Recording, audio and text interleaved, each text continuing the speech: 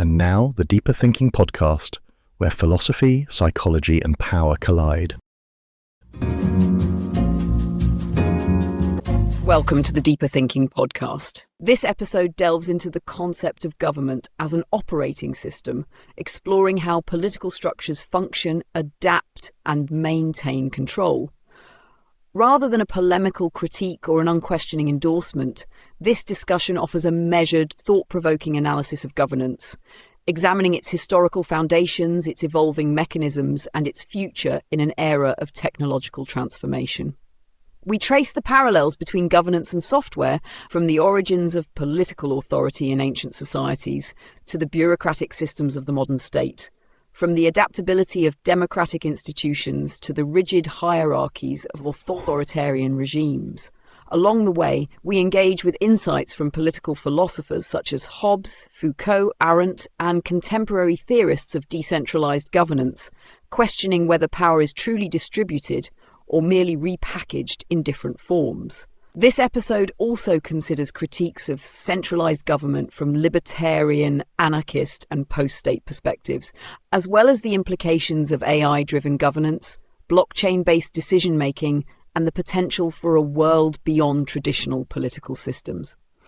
Whether you're a student of political theory and advocate for systemic change, or simply curious about how the structures around us shape our lives, this episode offers a deep, engaging exploration of the forces that govern us and whether they can be rewritten. For further reading and ways to support us, visit thedeeperthinkingpodcast.podbean.com.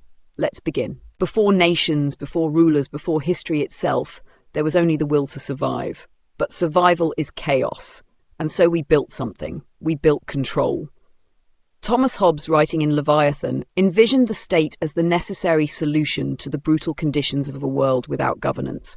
Without a sovereign, life would be solitary, poor, nasty, brutish, and short. And so the first societies formed out of necessity, not ideology. Power was not distributed, it was seized, then justified. The justification was myth. Plato's Republic introduced the concept of the noble lie, the idea that rulers must fabricate a story to maintain social harmony. In the ancient world, this took the form of divine right. The pharaohs of Egypt, the emperors of China, the kings of medieval Europe, all ruling under the mandate of heaven or the will of the gods. But power wrapped in myth remains power. Max Weber would later classify these justifications into three types of authority: traditional, rooted in history and customs; charismatic, embodied in a leader's personal magnetism; and legal rational, derived from laws and institutions. Governments, regardless of type, all function as operating systems, controlling the behaviour of citizens through varying mechanisms of legitimacy. The first states were not born of consent, as Locke would later argue in Two Treatises of Government, but of conquest. Early civilizations, Mesopotamia, Egypt, the Indus Valley, were structured around control, not representation. As James C. Scott details in Against the Grain, the rise of the state was not an inevitable social contract, but a means of managing surplus agriculture and labour through taxation, bureaucracy, and coercion. The state was, from its inception, an apparatus of extraction. If governance is an operating system, its first function was not justice, but stability. Even Aristotle, in Politics, acknowledged that political structures emerged to secure order, not necessarily to ensure fairness. The Athenian democracy, he praised, was built on the exclusion of women, slaves, and non-citizens, a selective user base in an otherwise open-source model. Rome refined this system further, expanding citizenship as a means of control rather than liberation. History repeats this pattern. The English Magna Carta of 1215 did not establish democracy but codified elite privileges. The American and French revolutions, hailed as triumphs of popular sovereignty, merely replaced one ruling class with another. Even Karl Marx, in his critique of capitalism and the state, recognized that political systems exist to serve the dominant economic order. What we call government is not neutral software. It is an architecture of power, designed not merely to govern, but to perpetuate itself. And if that is true, then the question is not how to improve the system, but whether we have ever truly been its users at all. A government, like an operating system, presents itself as seamless. The visible layer, the elections, the policies, the speeches, is the user interface, the part we interact with, the part designed to assure us that we are in control. But beneath this interface lies the kernel, the hidden architecture where real power operates. Michel Foucault, in Discipline and Punish, describes power not as something possessed by rulers alone, but as a network of institutions, regulations, and norms that shape behavior from within. We assume power is exercised from above, but it is often embedded in the very structures of society, subtle, unseen, yet omnipresent. Max Weber identified the defining feature of modern governance as bureaucracy, power not in the hands of charismatic leaders, but in the routine procedures of administration. Governments maintain their authority not through visible force alone, but through paperwork, classifications and protocols that dictate the conditions of citizenship, access, and legitimacy. Political theorist James Burnham argued in The Managerial Revolution that modern states are no longer ruled by elected representatives but by a technocratic elite, an administrative class that perpetuates itself regardless of electoral outcomes. This is the kernel, stable, enduring, unaffected by the interface of changing politicians and public discourse. We assume democracy functions like an open-source system, one where decisions flow from the will of the people. But even Karl Popper, in The Open Society and Its Enemies, warned that democracies are fragile, constantly under threat from forces that seek to undermine their openness while preserving the illusion of freedom. Political theorist Sheldon Wolin introduced the concept of inverted totalitarianism to describe a system in which democratic structures remain intact, yet real power shifts away from public accountability. The citizen votes, participates, debates, but the underlying code of governance is written elsewhere, beyond scrutiny. This is not a flaw in the system. This is the system. Even when revolutions occur, they rarely touch the kernel. The French Revolution replaced monarchy with republic, but bureaucracy remained. The Russian Revolution dismantled the Tsarist regime, yet its successor built an even more intricate surveillance state. Fukuyama's assertion in The End of History that liberal democracy is the final form of government ignores the reality that systems evolve, adapt, and protect their core structures. The interface changes, the underlying architecture does not. The illusion of control is what sustains participation. We assume we are users, capable of shaping the system through engagement, but what if we are merely executing pre-written scripts? What if governance is not an arena of active participation, but a means of containment, an illusion of agency, designed not to empower but to sustain itself? If the system's source code remains locked, then the question is not who leads, but whether leadership itself has ever been more than a feature of the program. If government is an operating system, then its most defining feature is not its visible functions, but its underlying constraints. Just as software limits what users can and cannot do, governance imposes its own set of rules, some explicit, some hidden in the architecture of the system itself. Even in the most democratic societies, power is never entirely open source. It is structured, mediated, and filtered through layers of administration, law, and economic influence. The myth of participatory governance rests on the assumption that inputs, votes, petitions, protests will lead to meaningful outputs, that the system responds to those who engage with it. But history suggests otherwise. Consider how legal structures evolve. The US Constitution, widely celebrated as a living document, has been amended only 27 times in over 2 centuries. Its foundational principles remain intact, even as the country it governs has transformed beyond recognition. The British unwritten constitution operates through precedent and adaptation, yet its central institutions, the monarchy, parliament, the civil service, persist through centuries of upheaval. Political scientist Mancur Olson argued that institutions develop distributional coalitions, entrenched groups that resist major change while offering periodic adjustments to sustain legitimacy. Like an OS patching security flaws, government modifies itself to prevent systemic failure, but these updates rarely challenge its fundamental structure. Even revolutions, which promise radical change, often reproduce the logic of the system they replace. The Bolsheviks overthrew the Russian monarchy only to erect an even more centralized state. The Chinese Communist Party abolished imperial rule but retained a hierarchical bureaucracy that echoes dynastic governance. Hannah Arendt, in On Revolution, observed that revolutionary movements often mistake power for administration, failing to dismantle the bureaucratic machinery that sustains authority. The system adapts, absorbs dissent, and neutralizes threats, not through brute force alone, but by recalibrating itself to maintain control. This adaptability is what makes the system resilient. Political theorist Antonio Gramsci introduced the concept of cultural hegemony. Power does not sustain itself solely through coercion, but through consent, through the normalization of governance as an inevitable structure. Citizens comply not because they fear punishment, but because the system has conditioned them to see it as natural, necessary, even beneficial. The most effective power does not demand obedience, it manufactures consent. So long as the operating system remains intact, the illusion of agency persists. Citizens debate policies, elect leaders, engage in activism, believing these actions shape the system. But as long as the architecture of governance is beyond reach, the real mechanisms of power remain untouched. The system does not need to suppress opposition, it only needs to convince us that opposition itself is part of the program. Every operating system requires security, mechanisms to defend itself against breaches, disruptions, and external threats. Governments, too, rely on stability as their highest priority, not necessarily to protect their citizens, but to preserve their own continuity. The idea that a state exists to serve its people is a relatively modern narrative, reinforced by democratic ideals and the language of rights. But historically, states have functioned as self-sustaining entities, maintaining their existence through force, surveillance, and control. Even when they appear to serve the public, their primary function remains survival.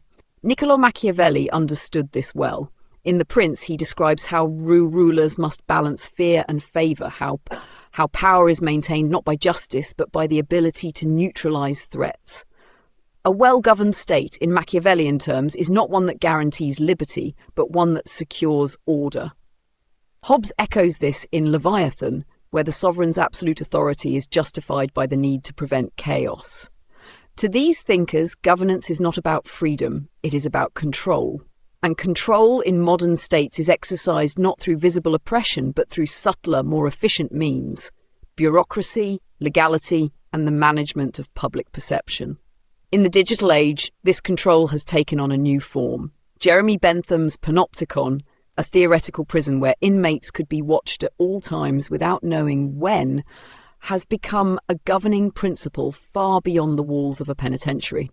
Michel Foucault, in Discipline and Punish, expands on this, arguing that modern governance functions through surveillance, normalizing behavior not through brute force, but through the constant possibility of being watched.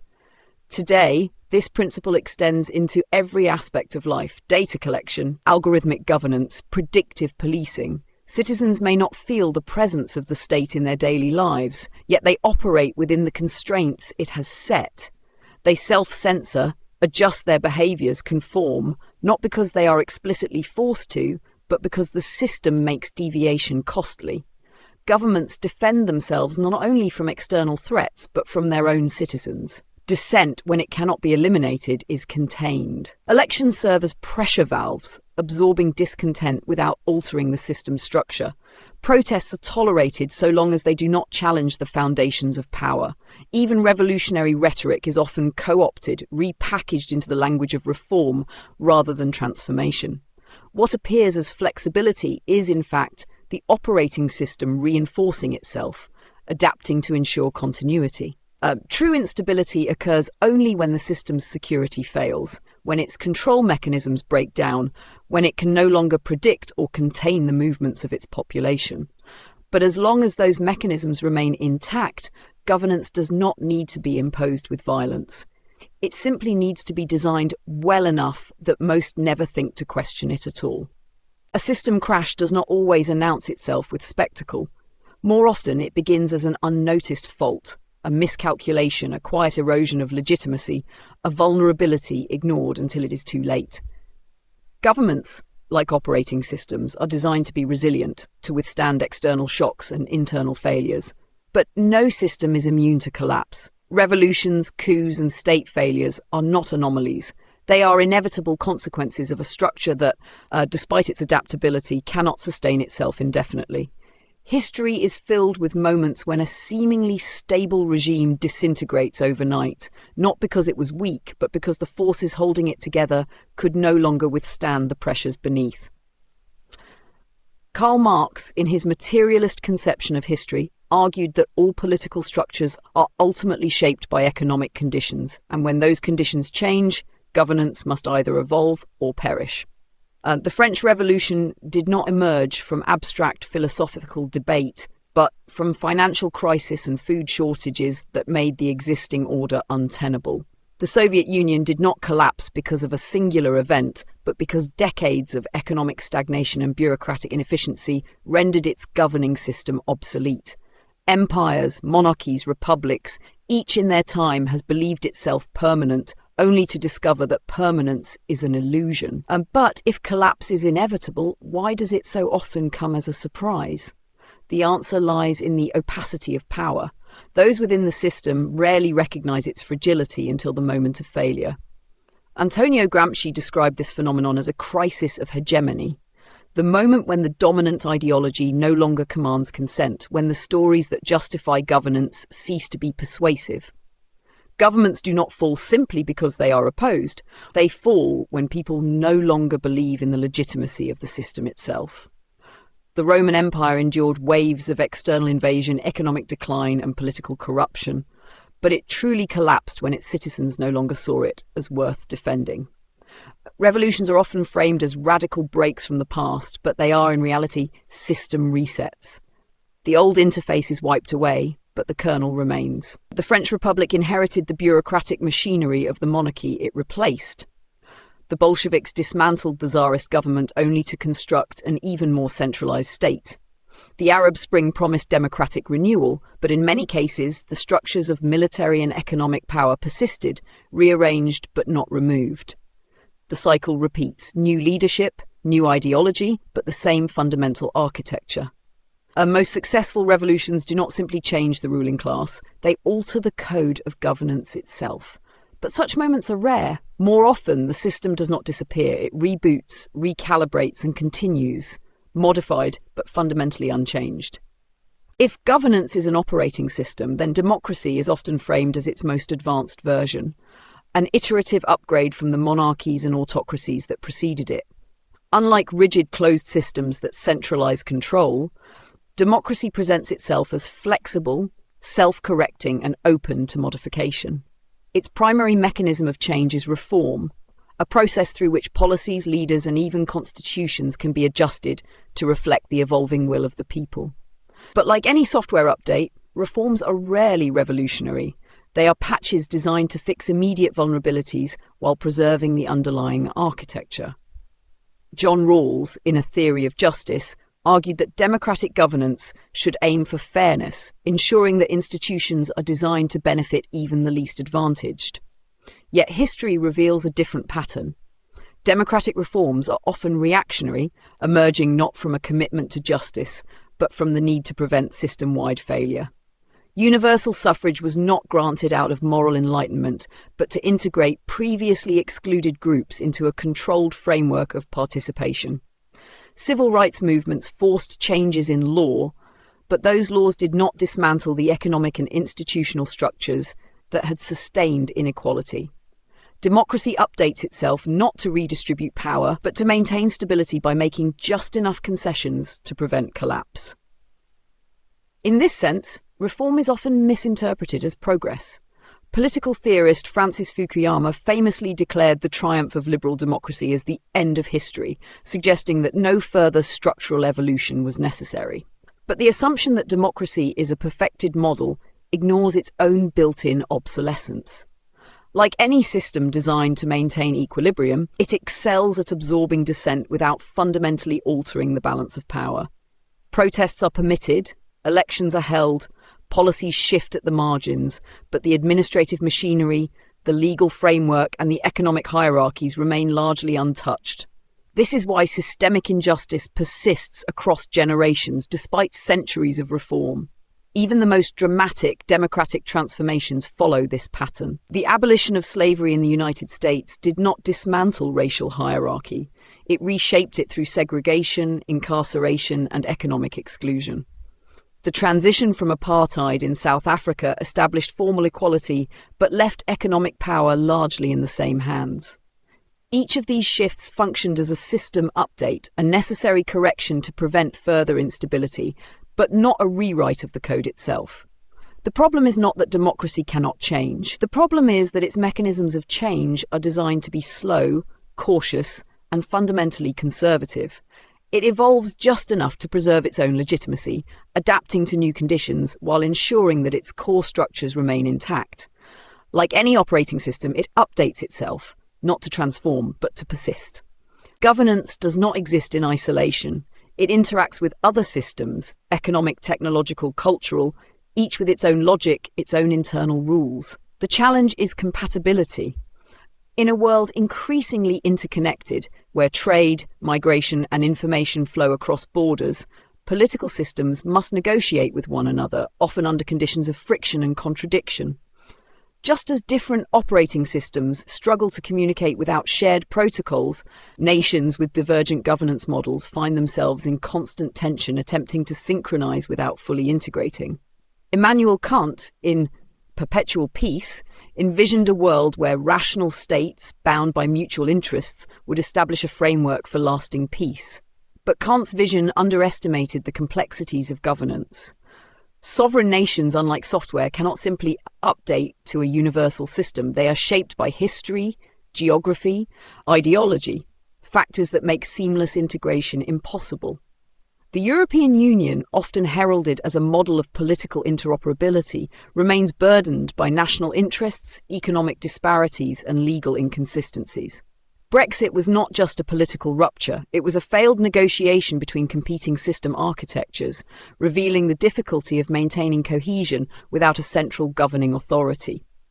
Samuel Huntington, in The Clash of Civilizations, argued that ideological differences between civilizations are not superficial, but structural, embedded in legal traditions, religious doctrines, and social hierarchies. Western democracies, structured around liberal individualism, operate on fundamentally different principles than Confucian meritocracies or Islamic theocracies. The assumption that democracy is the default, that all nations will eventually converge toward a common model, ignores these deeper divisions. China, for example, has constructed a governance system that defies Western democratic expectations, blending market-driven economics with state-controlled political structures. It does not seek compatibility with liberal democracy. It exists as an alternative OS, proving that economic success does not require political pluralism. This incompatibility extends beyond governance into law, technology, and economic policy. Global trade agreements function as uneasy compromises between states with different regulatory philosophies. The digital world reflects this tension. The US promotes an open internet, China constructs a controlled digital sphere, Europe enforces strict data privacy laws. Each of these approaches stems not just from policy decisions, but from fundamentally different conceptions of governance and control. The challenge, then, is not simply cooperation, but translation. Nations must navigate a fragmented world where their systems are neither fully compatible nor entirely independent. Global institutions, whether the United Nations, the World Trade Organization, or international courts, attempt to mediate these differences, but they remain limited by the sovereignty of their members. Unlike software, governance cannot be reduced to a single, standardized model. The world does not run on one operating system. It runs on many, each competing, overlapping, and occasionally crashing against the other. Governance has always relied on information, but the scale and speed at which data is now collected, analysed, and acted upon marks a fundamental shift. The rise of artificial intelligence introduces a new dimension to political systems, one in which decision-making may no longer be a function of human judgment, but of algorithmic precision. If governments have historically operated as complex bureaucratic machines, AI promises to automate and optimize governance itself, removing inefficiencies, minimizing corruption, and enhancing predictive control. The question is not whether this transformation will happen, but whether it will reinforce existing power structures or fundamentally alter them. Plato, in the Republic, imagined a state ruled by philosopher kings, individuals trained to govern with pure reason, unclouded by personal ambition or the passions of the masses. In some ways, AI governance appears to fulfill this vision, a system that does not legislate based on emotions or political pressures, but on rational calculations, optimizing policies for efficiency and stability. But Plato's ideal rulers were still human, capable of moral reasoning, ethical deliberation, and understanding justice in ways that extend beyond raw logic. An algorithm, no matter how sophisticated, lacks such faculties. It does not govern, it executes instructions. And those instructions are written by humans who bring biases, priorities, and unseen assumptions into the code.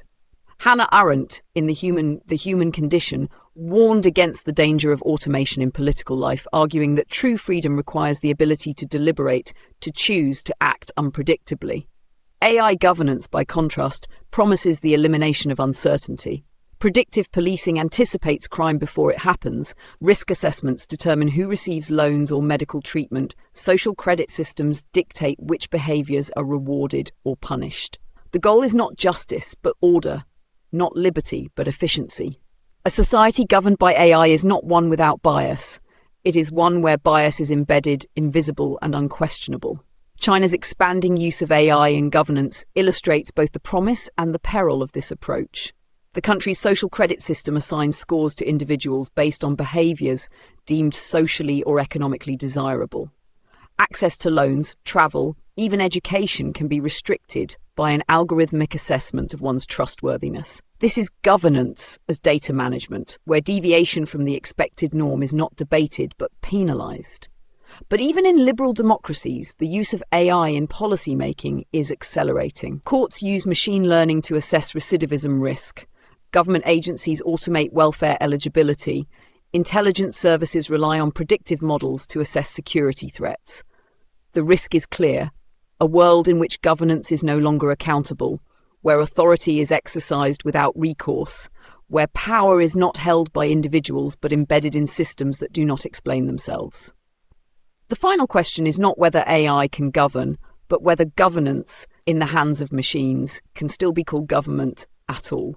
If government is an operating system, then its most enduring myth is that it is indispensable.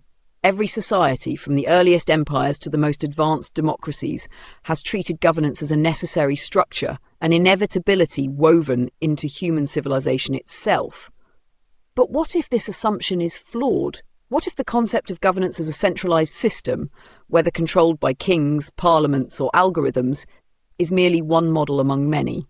The idea that governance must be hierarchical, that power must be concentrated and administered from above, is so deeply embedded in political thought that alternative structures are often dismissed as impossible. But history suggests otherwise.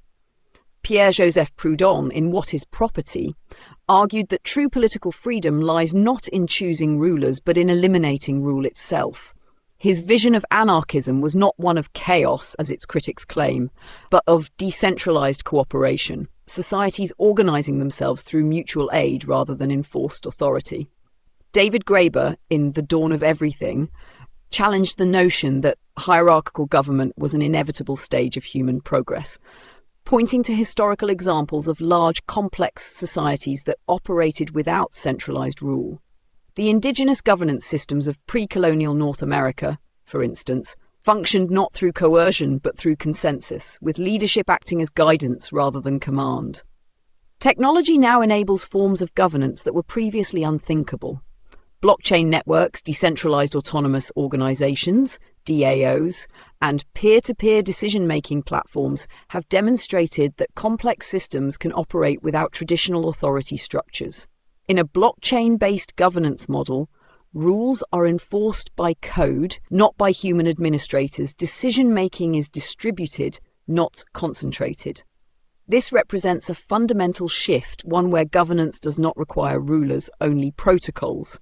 If the operating system of government has always been designed to maintain power, what happens when that power is no longer necessary? The challenge is transition, No ruling system has ever willingly dismantled itself, and the structures of state power, from the legal apparatus to the economy, are deeply intertwined with governance as it currently exists. The failure of most anarchist experiments has not been in principle, but in execution. External pressures, economic dependencies, and the inertia of centralized control make systemic change difficult to sustain. Even the most radical digital governance models remain tethered to nation-states for legitimacy, legal recognition, or enforcement. But if the logic of governance is control, and if control can be decentralized, then the question is no longer whether government can be improved, but whether it is necessary at all. Perhaps the final upgrade is not a better system, but the realization that systems themselves are a choice, not a requirement. If government is an operating system, then maybe the most radical possibility is to ask, what happens if we delete it? The notion of deleting the operating system of government invites both fascination and fear. To govern, we assume, is to impose structure on disorder, to create predictability where there would otherwise be chaos. But this assumption rests on a particular understanding of order, one in which hierarchy is equated with stability and centralized authority with civilization itself.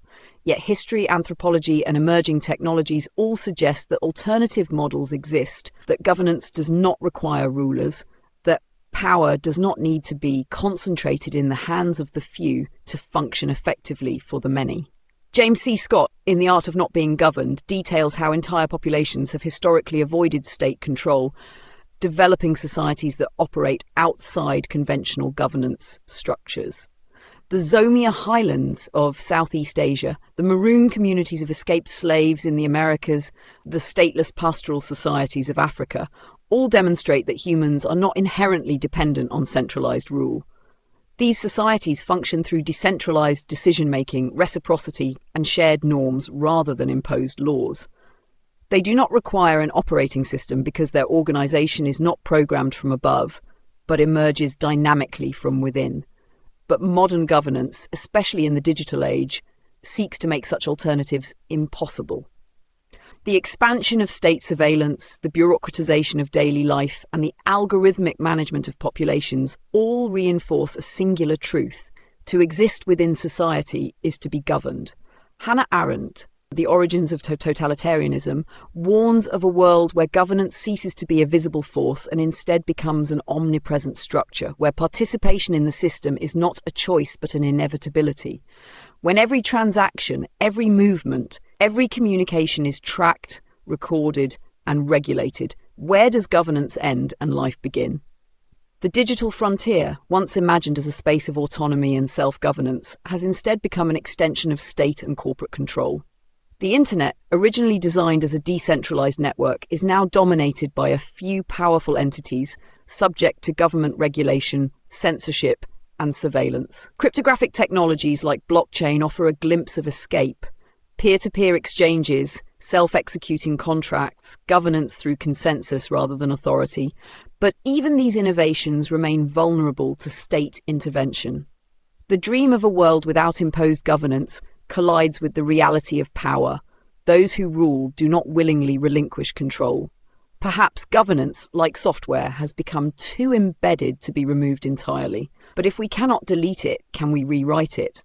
If power is no longer a fixed structure but a fluid network, if rule is no longer imposed but negotiated, then governance may not disappear but transform into something unrecognizable to the systems of the past. The real question is not whether a world without government is possible, but whether we have the imagination to create it. If governance is to be rewritten rather than deleted, then the question becomes, what principles would shape its new architecture? The existing model is built on the assumption that stability requires hierarchy, that law requires enforcement, and that society requires governance imposed from above. But the collapse of older systems, the rise of decentralized networks, and the failures of traditional political structures suggest that the rules governing governance itself are no longer immutable. The very nature of power is shifting from a rigid structure to a fluid, networked form, one that operates not through decrees and bureaucracy, but through influence, consensus, and emergent coordination. Gilles Deleuze and Félix Guattari, in 1,000 Plateaus, described this shift as a movement from hierarchical, tree-like structures to rhizomatic networks, systems where power is not centralized but distributed, where decision-making emerges from interconnected nodes rather than a singular authority. This concept is reflected in the rise of distributed governance models, from blockchain communities to open-source software networks, where rules are enforced not by rulers but by code, and where participation is voluntary rather than compulsory. These structures, though imperfect, hint at a future where governance is not a system imposed on people, but a process generated by them. But the transition from imposed governance to emergent governance is not simply a technological shift, it is a philosophical one. Jean-Jacques Rousseau in The Social Contract argued that legitimate political authority derives not from rulers but from the general will, the collective expression of a society's needs and values. The challenge is that the general will has always been mediated through institutions, representatives, and legal frameworks. If those mediating forces become obsolete, if governance can be organized directly through decentralized consensus, then representation itself may become unnecessary. Direct democracy, long dismissed as impractical at scale, becomes feasible in a world where technology enables mass deliberation and collective decision-making without bureaucratic bottlenecks. Yet, even in a decentralized model, power does not disappear. It changes form. Michel Foucault's conception of power as something exercised rather than possessed becomes even more relevant in a world without fixed rulers. Influence replaces authority, reputation replaces mandate, and governance becomes less about issuing commands and more about shaping the flows of information, trust, and collective action. The question is not whether governance can exist without government, but whether we are prepared for the implications of a world where governance is no longer a fixed structure, but a fluid process, continuously evolving, endlessly negotiated. The operating system of governance has been rewritten before. It will be rewritten again. But for the first time, the possibility exists to move beyond governance as control, to design a system where order emerges not from imposition, but from interaction, where power is not centralized but continually distributed, and where governance itself is no longer an instrument of rule but an act of collective creation. The final question is not whether governance can be redesigned, but whether we have the capacity to recognize when an operating system has outlived its purpose. Political structures are rarely dismantled willingly. They persist through adaptation, absorbing challenges, neutralizing alternatives, and redefining themselves to maintain legitimacy. But history reveals moments when the existing paradigm is no longer capable of responding to the conditions it was built to manage. When the architecture of governance no longer fits the realities of those it governs, obsolescence becomes inevitable. Thomas Kuhn, in The Structure of Scientific Revolutions, described how paradigms do not shift gradually.